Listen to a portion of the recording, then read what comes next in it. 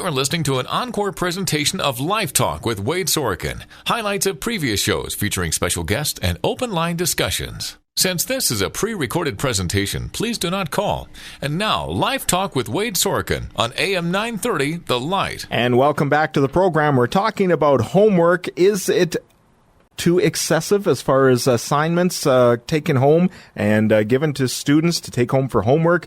We're talking about that because a Calgary couple signed a unique contract with teachers at their school for their two kids, 11 and 10. No homework contract. We're taking your calls on this right now. It's our latest web poll question. Do you think schools are assigning too much homework? That's at am930thelight.com, or you can call with your comments at 780-430-9300 or 1-877-827-2346.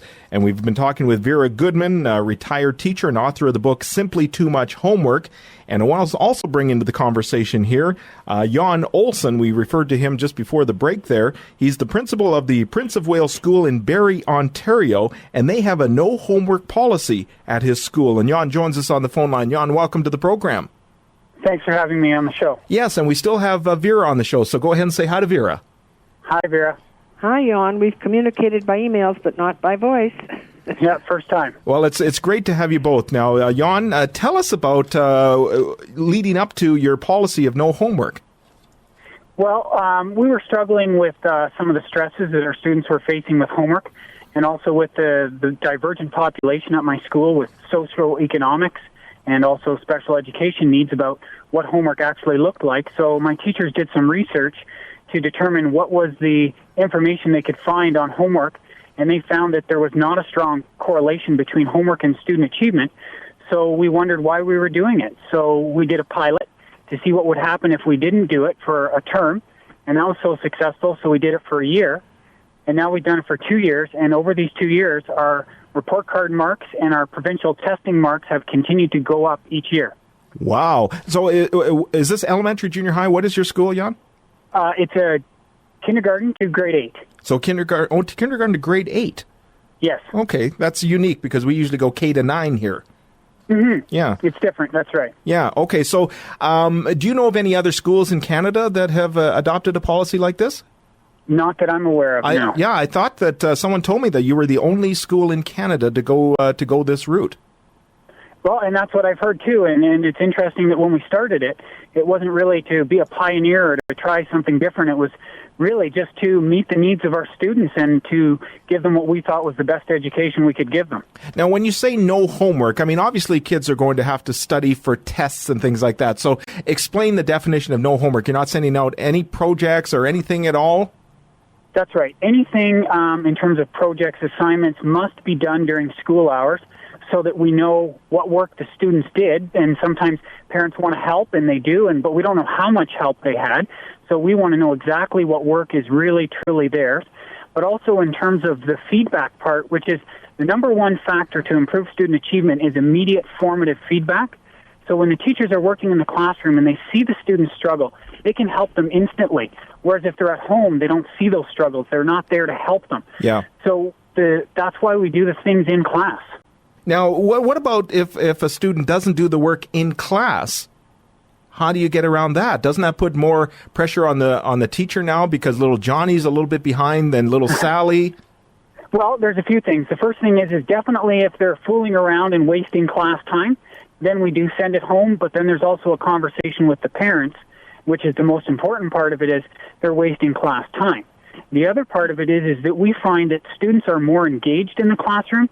They know that if they do their work, they're done, and they don't have to bring it home. So if we look at our statistics in terms of suspensions and behavior difficulties in the classroom, those kind of things have dropped significantly since we've changed to our policy of not so much no homework, but streamlining it and less homework than significantly less homework. Sure. Jan, tell us about the curriculum in Ontario. Because there's been criticism of the curriculum here in Alberta that it's so heavy that teachers have no other option but to send work home. How heavy is it in Ontario?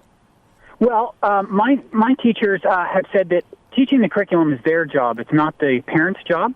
And so one of the approaches that we've taken significantly is a cross-curricular approach. so that you'll see an assignment that might be on the wall that a student has worked on it might cover 3 different subjects all in that one assignment, and they're assessed on all those subjects. So what my teachers have found is that it's about being effective and focusing on what is the most bang for their buck. What are the highest yield strategies that they can do to get that curriculum in? And we do have a heavy curriculum, similar to Alberta. I taught in Alberta for 7 years. And it's more about focusing in on what are the big ideas that we're trying to get across instead of each and every single solitary expectation.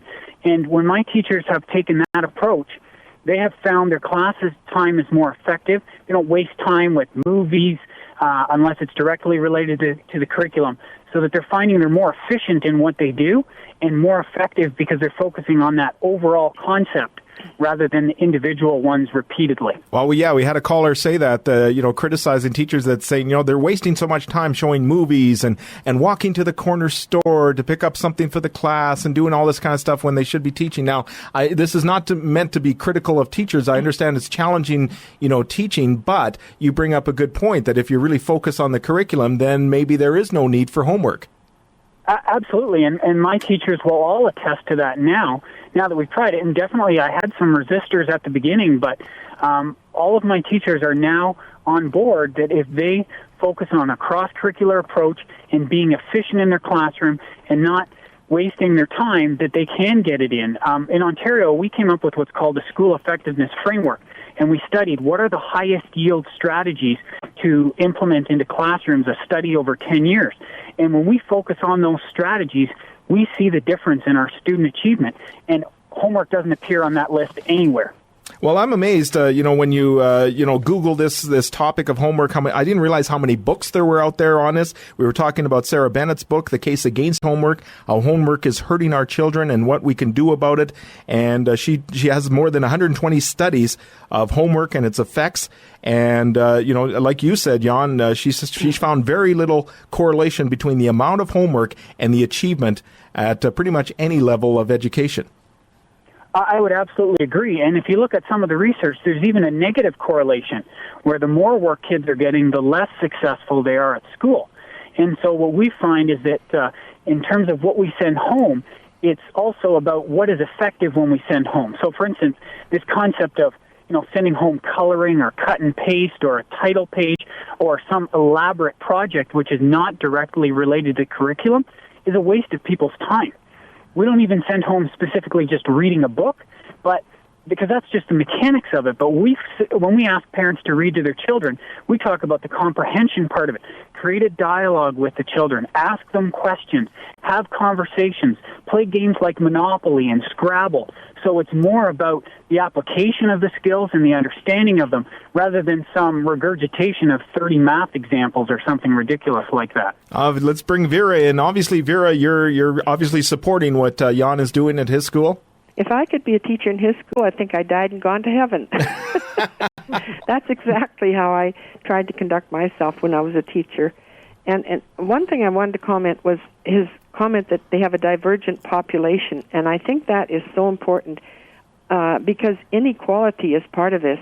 Some kids can go home and they've got a wonderful place to do homework with their own computer and their mother brings them a little lunch and everything's lovely. Other kids go to homes where they're crowded, the TV's blaring, there's no place to have this little quiet corner, and they don't have parents who can really help them. And so there's a huge inequality in homework, and especially those projects that are done. One dad in junior high said to me when he knew I was interested in homework, he said, I just said to my wife the other day, I wonder what mark you and I are going to get in this project. We did most of it. So, and another mother said she let her child do it at home and then took it, and he was so embarrassed because all the others were so much better. Ooh. So there's a huge inequality in homework that I think is, I'm just amazed at what the wonderful things that Jan has done, and I truly believe that scores and kids do so much better when they are not under the gun of homework. Yeah. Jan, are you surprised that more schools haven't done what you've done? Well, I think that change can be a difficult thing because everybody wants their children to do well. And we have this perception that because that's what we did, somehow it must be okay. we've always done homework. So rather than questioning the whole concept, we try to look at ways to control it and to define it and things like that. So it's hard for people to let go of what they're used to. There's also this concept, and I've heard it again and again and again, that students need to do more examples. Like math teachers are great, and I should know because I was a high school math teacher as well, and I said this at the time. The more examples they do, the more they'll understand it. Well, my research and what my teachers have found out is that's baloney. The bottom line is what they learn how to do is how to follow a process and how to mindlessly put numbers into a formula. That's not understanding. What the teachers are responsible for, and my teachers accept full responsibility, is that they need to find another way to teach it so that students actually understand. There's a great line Stephen Katz says. He says, I taught my dog to whistle, but he never learned how. Interesting. And so are we teaching a math concept, or are they truly learning it? And we can teach it and send it home, but we don't know they've learned it until we work with them in the classroom every day individually to find that information out and find ways that they learn. And as Vera said, with a divergent nature, every kid learns in a different way. And I would expect, and I know my teachers expect of themselves, that they need to find the ways to help each child learn in their own way. Absolutely. Not one size fits all. Absolutely. Jan, really appreciate your time on this and what you're doing there at the Prince of Wales School in Barrie, Ontario. Thank you for your input on the program today. No problem. Thanks for having me on the show. I appreciate it. All right. That's Jan Olson, principal of the Prince of Wales School in Barrie, Ontario, and the only school in Canada that has this no homework policy at his school. Vera, always appreciate your comments on this. And your book, Simply Too Much Homework, is where would that be available for people if they'd like to read that? On my website, which is readingwings.com. Readingwings.com? Yes. readingwings.com. They can order that book there. And I think the parents will find it a really neat book to hand to teachers because it's short. They don't have to spend a lot of time, but it's packed with more practical stuff and information of, why we need to change this. And it is all about changing tradition. People are into tradition, and we have to look at, it's the 21st century now, and we have to make some changes in these things. You're right, and Jan brought up a good point there that, we all grew up, with tons of homework, and so if we don't see our child come home with homework, we think, what's wrong? You need to follow that. But you're right, at one point you need to say, wait a minute, is this something that is really beneficial to the student? And that's interesting because I went to school in the 40s and 50s, and we didn't have very much homework at all. And I got straight A's at university, and I did just fine. Thank you. Okay, so it was my generation that brought in the homework. Yeah, that's right. We didn't do much. Yeah. Vera, thank you for your input on this. I really appreciate it as well. Well, thanks for including me. I loved it. All right, we'll talk again. Bye. Okay, bye. That's Vera Goodman. She is the retired teacher and author of the book, Simply Too Much Homework. All right, you've heard a couple experts there, and that other book, too, The Case Against Homework by Sarah Bennett. How homework is hurting our children and what we can do about it, has a lot of studies in there about, again, the correlation between, homework and achievement in the elementary and middle school and also high school level. And it's quite interesting. I haven't read the whole book. I've read, some excerpts of it, and I have some stats that I'll share with you coming up as well. But I want to hear from you now. Our latest web poll question is, do you think schools are assigning too much homework? Do you think something needs to change? I'd love to hear from teachers. I'd love to hear from parents. We've all even heard from a young student as well today. So let's open up the phone lines now for you and your comments at 780-430-9300 or 1-877-827-2346. Yesterday, we were talking a lot about homework. And if you think that students are getting too much homework, it's in response to the story out of Calgary where there's a couple there who have their kids, an 11-year-old and a 10-year-old, and they actually have a contract now with the kids' school for no homework. They have a no homework contract. And we put as a web poll question yesterday, and we have the results right now. Do you think schools are assigning too much homework? And 82% said yes, and 18% said no. We also had on the program Vera Goodman, who wrote the book Simply Too Much Homework, and a principal in Barrie, Ontario, in a K-8 school, who has adopted a no homework policy for the school, the first and only school in Canada. But all this started with Tom and Shelley Milley, who might be Calgary's coolest parents because of their no homework contract. And joining me on the phone line from Calgary right now is Tom Milley. Tom, welcome to the program. Hello, how are you? I'm doing well, thank you. It's quite the story, Tom. Do you feel that you're pioneering something here that other parents should follow? Well, from the amount of media attention and the amount of emails I've gotten from just plain parents, I'd say so. Well, interesting when you look at how many books have been written about it and how that school in Barrie, Ontario has a no homework policy. It does cause some concern, and we need to think now, is it too much? So tell us about your situation with your, you have 2 kids, Spencer, and you have 3 kids, but Spencer 11 and Brittany 10, who at their school. What led up to this decision to go this route? Well, this all started about 18 months, 2 years ago, when my wife and I were constantly working with our kids on trying to complete their homework every night. And they were getting stressed, and we kept telling them, well, I guess you can't go to this or that extracurricular activity tonight. And they were getting devastated. And then I started questioning the quality of the homework that was coming home. It seemed to be very repetitious, almost busy work, a lot of cutting and pasting, and very little of substantive value. So what happened then?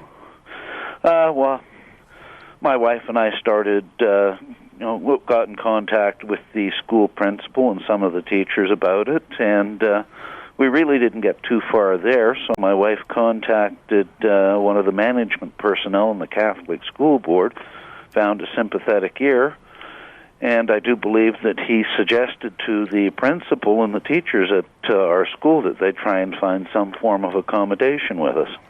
So did you find that the teachers or the principal, they were justifying the amount of homework that was being sent home? Well, they were basically saying, this is the way it's always been done, and this is the way it's going to continue to be done.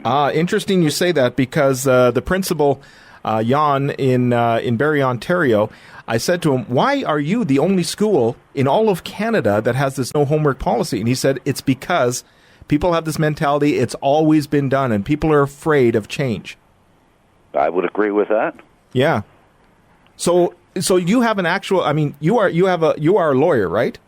Yes, I'm a lawyer. Okay, so that's a very good contract, I'm sure you have with the school. Actually, I wouldn't call it a legally binding agreement. When people have asked me, I've said, no, it's more of a meeting of the minds or an agreement in principle. And it's not that our kids get out of homework. It's that they're not marked on any assigned homework. So if something comes home and it looks of little educational value, or it's something that they can do. For instance, one night about a year ago, I was working with Spencer, and he had just come home from speed skating. It was 8:30 at night. He was tired. He needed to get to bed, and he had 50 math questions to do on a math sheet, all addition. Mm-hmm. So I looked at the math sheet. I picked the 5 hardest questions off it and said, do these 5. He did the 5. He got them absolutely correct, and I thought, well, then what's the point of the next 45? They're just different variations on the same theme. Sure. So your point is it shouldn't be graded. You shouldn't have homework that is graded. It should help. Obviously, if you have a test coming up, you will study with, the kids are encouraged to study for a test coming up, right? That's a form of homework, but you would like to get away from, and as you in your contract, get away from projects that are sent home or assignments that are sent home that have to be marked. Well, there's 2 things. First of all, with respect to assignments that are sent home for marks, the question's got to arise as to whose work you're marking. That's right. Yeah, that came up yesterday. Who's doing the actual work? Is it the parent or is it the child? Because I'll tell you, when I've known it's for marks, another for instance is I was discussing this with Spencer's math teacher last year. Mm-hmm. And I mentioned to him that, how you assign those weekly math worksheets for marks? He said yes. And I said, has Spencer ever gotten less than 100% on them? And he said no. And I said, do you think that would be a mere coincidence? Good. And it's not that I didn't make Spencer do the work. I would make him do the work. Yeah. But knowing it was for marks, I'd tell him to put it on my desk. I would go over it, and if he got anything wrong, I'd bring him down to my office. I would go over how he got it wrong. He would redo the question so that it was correct. Yep. And then we'd submit it.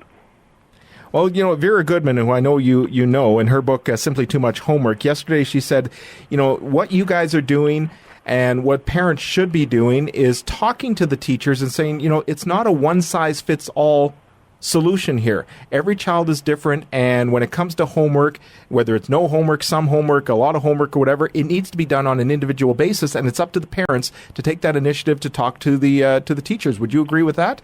Yes, and that's what brought this up, is we wanted more time to concentrate on our children's weak areas and to help them study for tests, as opposed to just blindly filling out spelling sheets and math sheets and whatever sheets. Yeah. So what kind of attention are you getting on this, Tom? Well, I'm rather amazed. I've gotten calls from news stations across Canada, Fox News in the U.S., ABC in the U.S. I got a call yesterday from the Dutch news media and from the BBC. Oh, my goodness. Wow, because it's interesting because in some areas, I'm not sure about Holland, but yesterday we were talking about some countries where, they've done studies, and there's books written about the studies, the correlation between the amount of homework versus the achievement of children in elementary, middle, and high school, and there's really no connection there. Well, there's no positive correlation between homework and the elementary level. Mm-hmm. My wife's done quite a bit of research on the area, and one of the passages I read in one of the books she's brought home I found really telling. And it stated that, is it reasonable to ask our children to basically go and put a 7 or 8 hour day in school in and then come home at night and put in a second shift? Yeah. When I saw that, I thought, I run a law firm here, and I dare say I would never consider asking any member of my staff to take home several files with them and keep working. Well, some people in my office here have said, you know what, homework is a preparation for the university level, and it's a preparation for life. How do you respond to that?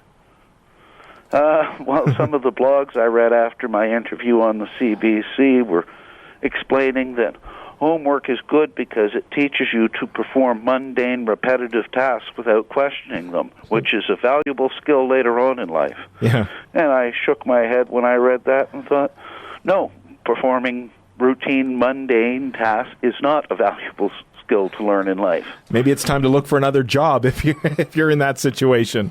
That's what I thought. Yeah, exactly. So what kind of response are you getting from other parents? Are other parents thinking about jumping on this bandwagon as well?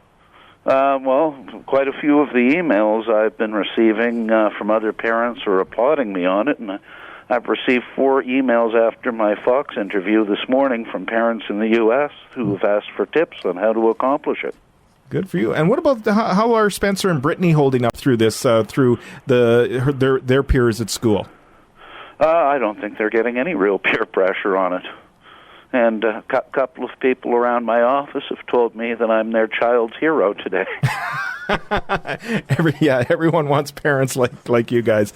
Well, Tom, all the best with this. Obviously, you're doing what's best for your children, and I think that in the long run is a good thing.